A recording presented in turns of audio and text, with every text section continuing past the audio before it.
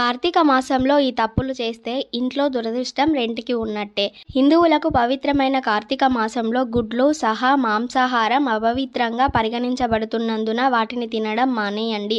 మీరు నిర్దిష్ట రోజులలో అంటే శివునికి సోమవారాలు లేదా విష్ణువుకి శనివారాలు వంటివి ఉపవాసం ఉంటానని ప్రతిజ్ఞ చేసి ఉంటే దానిని మానేయండి. ఇది నిబద్ధతకు భక్తిని చూపుతుంది.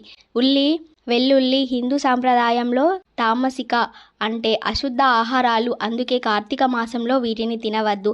కార్తీక మాసంలో సాయంత్రం వేళ దీపం వెలిగించడం చాలా అవసరం. ఈ ఆచారాన్ని మరచిపోవడం వల్ల ఆశీర్వాదాలు పొందే అవకాశం తప్పిపోతుంది. కార్తీక మాసం ప్రకృతి ఆరాధనను ప్రోత్సహిస్తుంది. ముఖ్యంగా స్నానాల సమయంలో వీటిని వృధా చేయకండి. వీలైతే ఉదయం ఒక పవిత్ర నది లేదా సరస్సులో స్నానం చేయండి. మీరు సమీపంలో ఉంటే ఖచ్చితంగా వెళ్ళి అక్కడ స్నానం చేయండి. మీ మనస్సును ప్రశాంతంగా ఉంచుకోండి. తగాదాలు, గాసిప్స్ లేదా